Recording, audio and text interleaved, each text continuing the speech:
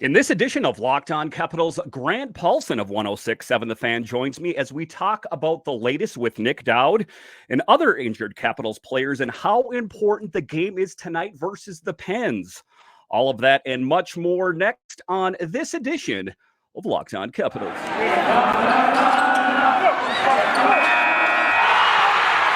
You're Locked On Capitals, your daily podcast on the Washington Capitals. Part of the Locked On Podcast Network, your team every day.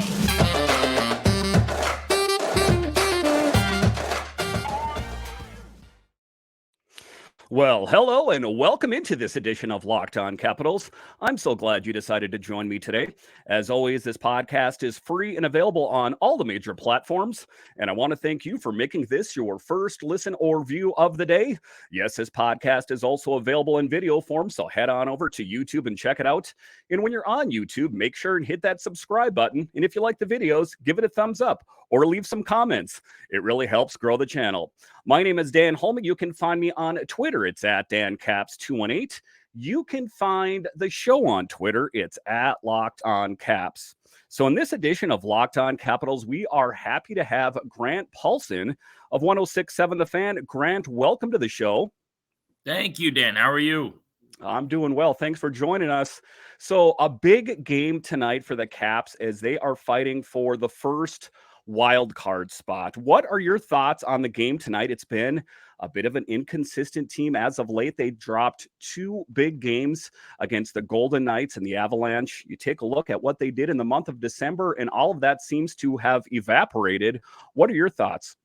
Yeah, they got to get going again, right? I mean, they're now, in a playoff sense, kind of in some flux, I would say. And there's some curiosity as to whether or not they're going to be able to fend some teams off and get where they need to go.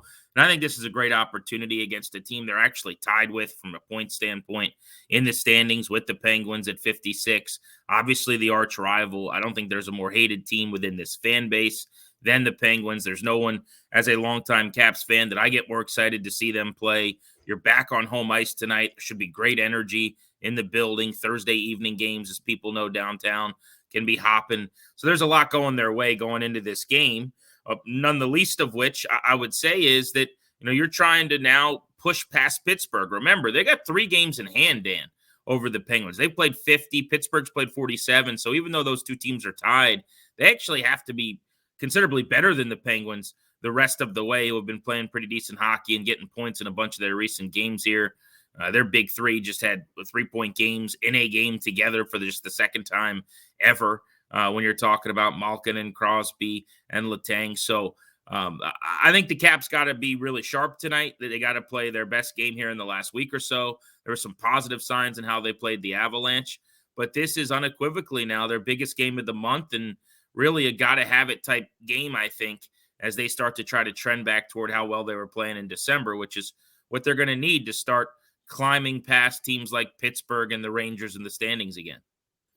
Yeah, and just taking a look at it for the Capitals and the Penguins, two aging cores, I guess I would say, for the first time in their careers, Ovechkin and Crosby, the Capitals and Penguins are fighting for their postseason lives at the same time. And, this was a team that it was a given that the Capitals and the Penguins would be in the playoffs. I think you're starting to see the age factor kind of work its way into the equation. What are your thoughts?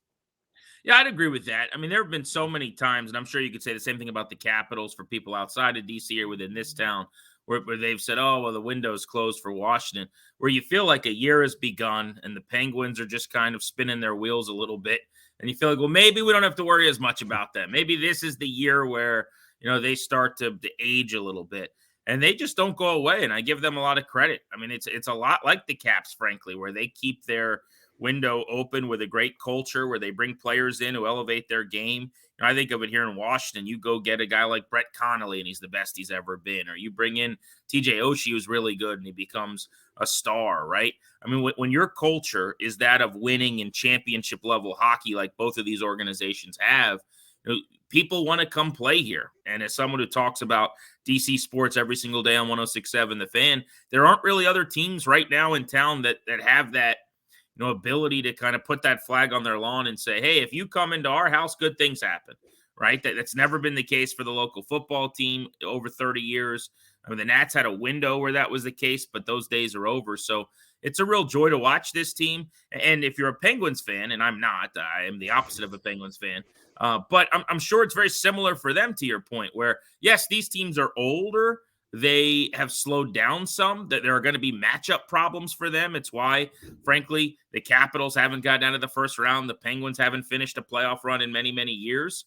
But getting there is also an accomplishment, right? And I think it speaks to, it's really, really hard to drive a stake through either one of these organizations led by the veterans with the tread on the tires that, dissipating, that have put so many pelts on the wall. Very, very similar organizations. And one of the reasons why, frankly, I really do believe this is the best rivalry in DC sports, and it's not close. And it seems that there is a bit of a reluctance for this team to get younger. It seems like in the NHL, the teams are getting younger and faster all the time. From my understanding, there were promises made to Alex Ovechkin that he wouldn't play on a rebuild team. It might be a retool, not a rebuild, which I guess is kind of semantics there. But what are your thoughts about the Capitals and the Penguins, I guess, for that matter, their reluctance about wanting to get younger and just kind of sticking with this older nucleus?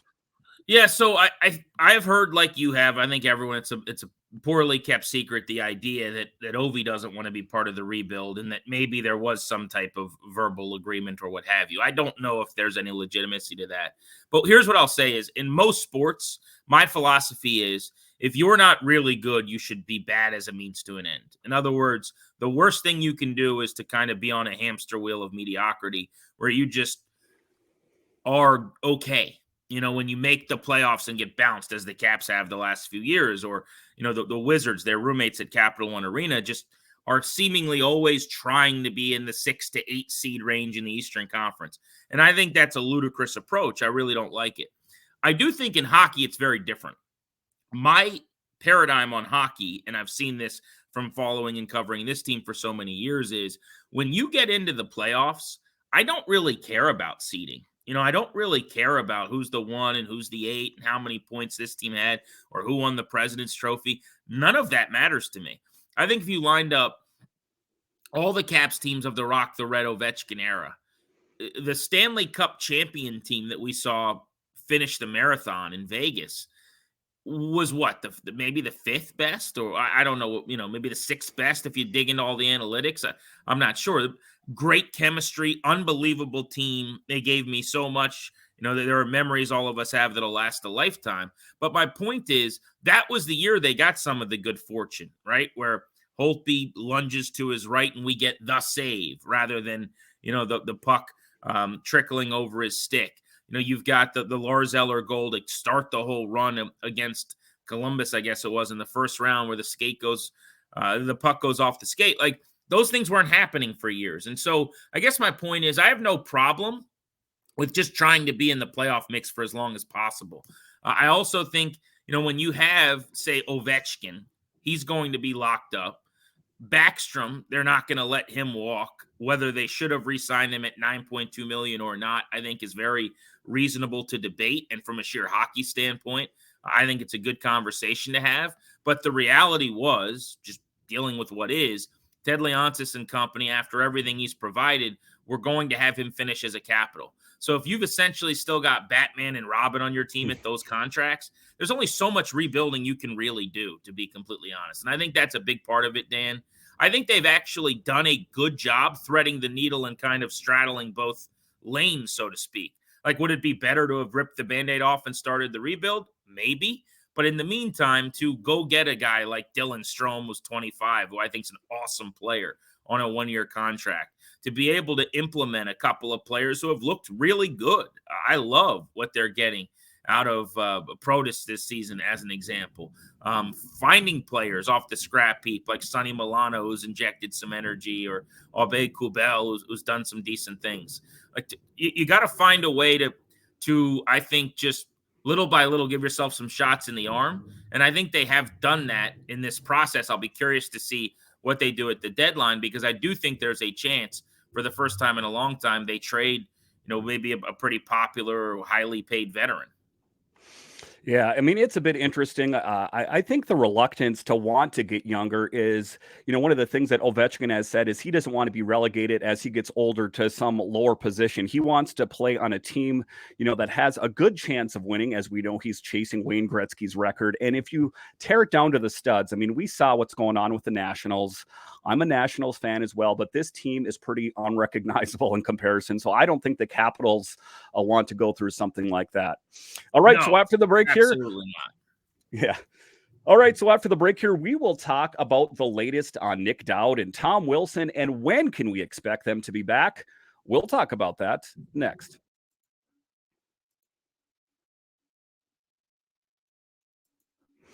The NFL playoffs are here. We're really excited about our new sports betting partner for Locked On because they're the #1 sports book in America, FanDuel. And if you're new to FanDuel, that's even better. They have so many great features that make betting on sports fun and easy.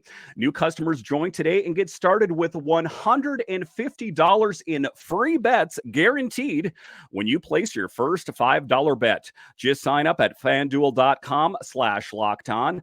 FanDuel has all your favorite bets from the money line point spreads to player props. Plus, you can even combine your bets for a chance at bigger payouts with same game parlay. And guys, even if you're not into betting, you could bet on an upcoming Capitals game like the Caps take on the Penguins. It makes watching the games that much more exciting. All in an app that's safe, secure, and super easy to use. So football fans, don't miss out. Place your $5 bet to get $150 in free bets, win or lose, at FanDuel.com/LockedOn. Make every moment more with FanDuel, official sportsbook partner of the NFL. All right, welcome back into this edition of Locked On Capitals, where it's your team every day. In this episode, we are joined by Grant Paulsen of 106.7 The Fan. So yesterday on your show, Nic Dowd made an appearance. As we know, he's injured with what was called a mystery injury. What is the latest that you heard on Nic Dowd? Yeah, so as you know, hockey does a really bad job at letting you know what's going on with injured players. He was getting worked on right before we gave him a call, and he let us know on the air he was doing some dry needling and some things to help with some of his muscles. He is on the mend. He feels like he's closing in on being back. I don't think it's imminent necessarily next game or two, but I would say probably within a week or so, maybe he could get back on the ice. I'm guessing he'll miss 2 or 3 more games in the meantime. He doesn't give specifics on exactly what the injury is, as they allow for that wiggle room, so to speak, in hockey, which is another conversation that we could probably have, because I think specific to sports betting now, where I'm a FanDuel guy, I know you guys are as well. I think the league really has to get on board with these other sports and give us more information on what's going on. Lower body mystery, upper body. You could get shot in the shoulder and just tell us you have an upper body injury and no one knows the difference. It's all the other sports get in trouble when they don't tell you exactly what's up. So that's something the NHL has to look into. But I think Dowd could be back in the very foreseeable future. I'm hoping Nicholas Backstrom has been dealing with the illness, can play against the Penguins. Tom Wilson, big question about what's going on after he takes a puck. They're in a weird spot. I know everyone's frustrated that after they caught fire in December, which they seem to always do, January has been a mess. But if you look at it, like their penalty kill, you got Oshie who's having a baby. You got Nic Dowd who's an assassin in that regard. You got, Ovechkin misses a game, which was their worst game of the year with kind of a mystery injury. Now Willie and Backy are back out momentarily. Obviously, John Carlson not being available on the blue line has proven to be a critical loss. So I don't want to say they're back where they were a month ago, but this has been one of those years, Dan, and you've talked about this very well on the show over the last couple of months, where it just seems like they can't get everyone on the ice and keep everyone on the ice. And they're going to have to do that at some point if they're going to accomplish their goals. We could talk about what needs to happen to make the playoffs and to make a run and all those things, but if they don't have their core and their best players together for an extended period of time, it gets really, really hard. And so hopefully in the next few weeks, they can trend toward that. Yeah, because this team has faced a myriad of injuries, but the interesting thing for me is they went on a tear, like you said, in the month of December, and they did that without Tom Wilson and Nic Backstrom. So to a certain extent, it seems like it changed the chemistry to add Tom Wilson and Nic Backstrom to the mix. It seems a bit odd to me that they are two key pieces to this team. But I think to a certain extent, it seems like the Capitals, once Wilson and Backstrom returned, kind of felt like they could just kind of lay back and they would take on a majority of that. But I think in order for this Caps team to continue with the success of December, it's got to be all of them pulling on the rope, as they say. Wouldn't you say? Oh, 100%. You're spot on. In hindsight, and I was a sucker for this, I loved how they did it with Backstrom and Wilson coming back together in that Sunday afternoon game on the same line, being up on the starting lineup. I thought that was the coolest thing in the world. I think they bit off a little more maybe than they could chew, right? To get both of those guys back in at the exact same moment. Now you're parking guys who have been playing. Everyone's taking a turn, getting days off. It threw off some rhythm and some timing. And the word you used that I think is best is chemistry, Dan. I mean, hockey, we know this. Like, this is about a camaraderie and a cohesion. And I think these locker rooms are tighter than any other sports locker rooms I've been in terms of the teammates, because it is about fit. Like, you're constantly tinkering with lines, other than the fourth line here for the most part with Hathaway and Dowd sticking together. Everything else is up in the air almost night in, night out to try to find the best collection and fit with the puzzle to get the best results. And they'd finally found something. And you're right, it was without some really good players, but they have enough talent that when everyone is in unison and playing together and pulling the rope, even without two or three guys, they could be really, really good. And that's what we saw when they caught fire in December. It's not to say they shouldn't have brought Wilson and Backstrom back. Specifically, Wilson is a necessity. I mean, they're not going anywhere without him playing his game as a power forward into the postseason, in my opinion. But there's no doubt, anyone who says that it hasn't added a wrinkle that has kind of affected them negatively to just have to, while they're at their hottest, make a bunch of changes, I think wasn't watching. That said, it doesn't mean that you shouldn't have gotten them back. The end game is still that those guys are at their best, and because of that, your ceiling as a team is raised. But in the short term, it has thrown, I think, a wrench into what was a pretty fluid situation. And in the meantime, now you lose Dowd, so there's more uncertainty, and Oshie and Ovechkin and the guys we're talking about. And since Backstrom's out and Willie's out, and there is no continuity, and it does make it really, really hard. And in those moments, I think you need spectacular goaltending. I think they've gotten good goaltending from Darcy Kemper for the most part, but they haven't gotten, in December, you look at Lindgren during the beginning of that run, like they were getting dominant, great goaltending. And I'm not sure that they've gotten that during this stretch, which is maybe a way to save your bacon. And they got to be better on the blue line. I really believe they got to make a move or two to try to shore that up. And, the thing of it is, around the league, is that Wilson is seen as kind of this tough guy, this goon, but he brings a lot of intangibles. What really kind of drew into focus for me was the Caps when they took on the Coyotes, where Jensen and Orlov were getting ready to get in a fight. And all of a sudden, Wilson just had to skate in the vicinity and everyone kind of just scattered away. Right. That's the Tom Wilson effect. That's the intimidation factor. So he brings a lot. I mean, if you want to look at a goon, look at Reeves. I mean, they brought him into Minnesota just to be kind of the muscle, kind of the junkyard dog, if you will. But Tom Wilson is a guy that can score goals. And, it's kind of my belief as well that he might be the captain of this team when Alex Ovechkin hangs up the skates at some point. But Tom Wilson on this team, like you were talking about, contributes so much. It was just a bit unfortunate that he got injured once again since he missed the entire season with that knee injury. Yeah, there have been times over the last couple of years where I felt like he might have been their most complete player. I mean, I really believe he is special. I mean, there just aren't many guys in this sport that have his size and speed and the ability to play his power game. He is feared, on the ice, and he is a guy that is so much better, has better hands, has better skill, better grace as a skater than he'll ever get credit for. From a national standpoint, as you said, he is viewed in the same light as guys who, frankly, there's not even really a place for in the league anymore. Ryan Reeves is for the most part gameless. Having said that, Tom Wilson to me is not like him at all, but they're like thrown into the same trough, right? When a Flyers fan, a Penguins fan, a Rangers fan, whoever talks about Tom Wilson, you would have no idea what kind of player he is based on their conversation.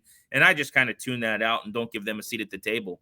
But you're right. Wilson is at his apex, something that this team really needs that they've been missing. And I saw what you were mentioning the other night. It's so true. Like, he's just got to be around, right? Mm-hmm. And it will change the way this team it gets played and gets handled, and some of these guys get treated after whistles. It's his presence is significant.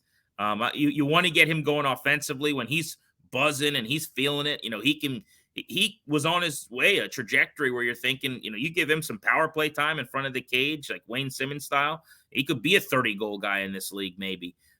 Obviously, he just had the few points and the couple goals since he came back. It's going to take a little time. That's a serious injury, but I feel good about what I saw, and I'm looking forward to seeing what he can do the rest of the season.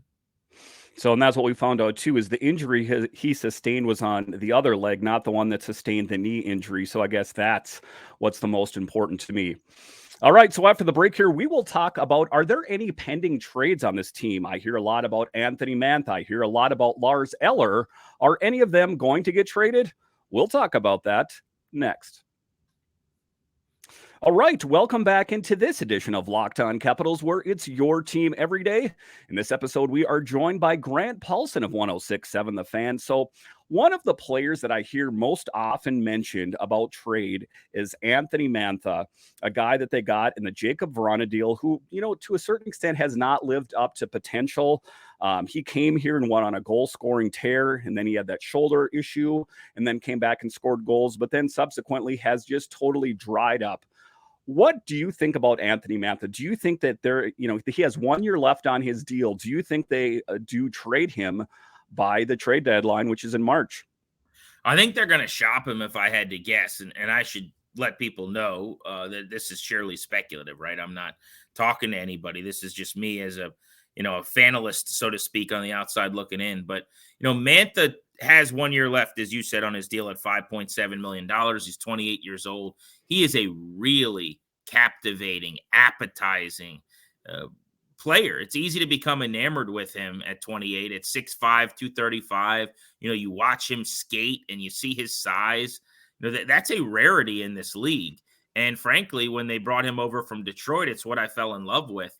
He has not, in my opinion, been as physical as they'd probably like. I think they want more of that out of him. And just offensively, he has not been consistent enough. I mean, at the beginning of the year, especially with all the injuries they had that we've been documenting throughout the morning here, remember, he was supposed to have been a real pillar for them, kind of holding this whole thing up. And as they turn their season around, he had some okay moments, but it's really been other guys, I think, that have stepped up even more than Mantha. You're talking about 45 games, only 9 goals, and about 15 assists. So a 16 or so goal pace for someone who's gotten a lot of top 6 minutes at the start of the year. And with the Brown injury and everything that's happened, you just would have said if he's not playing better than this, they're in trouble. I still haven't forgotten the postseason last year, right? Where we were almost waiting to hear, was there a major injury? What is going on with him? He at one period has 10 hits and then, goes a game or two where that just isn't part of his game at all. So it's just been frustrating. I'm not out on him. I'm not hoping they trade him, but I think because of his promise and his potential, he kind of feels like maybe a change of pace candidate and a change of scenery candidate. The other guy, though, that you referenced that I think would make a lot of sense and would probably be much easier to trade is Lars Eller. And I love Lars Eller, right? This is a Stanley Cup hero. This is one of my favorite Capitals of the last decade. But at this point, based on the production you're getting, right? With the reworked lines currently at this moment, like you could see him with Dowd out on a fourth line behind Strome, Kuz, and Protas skating around as a center. He has no contract left after this year. This is an expiring contract, the final of $3.5 million deal. I get, and it becomes a free agent at the end of the year. So you get an expiring deal. If you're a team, you bring in either a veteran if you're competing who might be able to help you. If you're not as competitive, someone with expiring contract, which is an asset and also can be good in your dressing room. Like I could see that. He might even be a guy maybe they don't want to move, but you got to give something up to get something. And I do think that they feel like they have to be better defensively in front of these goaltenders, because getting to the playoffs at this point, I know is what everyone's talking about. I feel like they internally feel like they got to make noise when they get there. They've been to the first round and out every year since the Cup, and that's not what they're trying to do at Capital One Arena. They got bigger goals than that. Yeah, I mean, the thing of it is a Lars Eller. I could see moving him because if they trade him now, they get something for him. If they wait till the offseason, his contract is expired, of course, they get nothing for him. But Yeah. the tough position on Lars Eller is that he has stood in and played a big role at the center position, considering all the injuries that this team has faced. And then going back to Mantha, I hear all kinds of crazy things thrown at me on Twitter and YouTube that they should trade, Anthony Mantha for Bo Horvat and Erik Karlsson. I'm like, what reality? Is that a fair trade out there that you would like to do that? So I could see the Caps moving on from Mantha, but they would have to almost bundle him in a deal just to get rid of his contract. It's Right. my belief, though, that just based on all the injuries on this team, they're better to kind of keep them in their back pocket in case there is another injury, because we know there are a lot of injuries that this team has faced this year. So now my assessment, I think they should even hang on to Mantha this season. I would be more opt to think they should get rid of Lars Eller just so they can get something for him in return. Yeah, so that's the big question. And really, I mean, I think center is where, based on injuries, you worry a little bit more. Now, if they feel like Protas, who I thought looked really good in his first game back in the NHL against Colorado, can give them valuable minutes at that position, kicking him inside, then that does change the arithmetic a little bit. But with Dowd currently a question mark and Backstrom currently a question mark, when you start talking up the middle, if you move Eller, who for whatever inconsistency there's been this year or any kind of a regression, maybe a slowdown in his career, like he has been pretty steady about being on the ice, right? So that's got to be baked into the conversation. I'm with you on trading Mantha in that I think it would be difficult to just trade him at that number and expect a big return. Like it would almost be, if you trade the full freight, that is what you're getting back in some way, is some relief in the salary cap. They're always creative and find a way. McClellan's excellent at getting picks back and in odd rounds and turning that into something. But that's another part of this that you kind of lead me into, which is John Carlson's presumably coming back. I mean, we don't really have any information on how and when. I think right around the deadline time is kind of what the people I talk to say, is that we're going to start to get a lot more information on him, and that'll give us clarity. But if they're bringing him back and his contract's back on the books, there almost has to be some type of move made from a financial standpoint. Right. And obviously Mantha is the guy among the players you hear linked to the trade deadline that is the highest priced player. So that's something to consider as well. Yeah, so Brian McClellan and company have a lot of decisions to make before the trade deadline, which we know is in March. Like you were talking about, does John Carlson come back? If he does not, in fact, come back, I think they need to pick up a big defenseman. As we know, Eric Gustafsson has taken on that role to a certain extent, but he can't do everything. And it's hard to replace your number one blue liner from a guy from Hershey or something like that, for example. So I think that if Carlson, in fact, isn't good to go, that they should go out and pick someone up. Grant Paulsen, I want to thank you so much for joining us on this edition of Locked On Capitals. So our fans that live outside the DMV area, where can we find your work? Yeah, I appreciate you asking. You can follow me on Twitter and on social media, Grant H. Paulsen. I probably overtweet about the Capitals for people that aren't Caps fans, but that won't be an issue for your listeners. And the show every single day is on 106.7 The Fan in and around DC, and you can stream it on the Odyssey app. All right, Grant. Once again, I want to thank you for joining us on this edition of Locked On Capitals, where it's your team every day. My name is Dan Holme, and I'll talk to you again next time.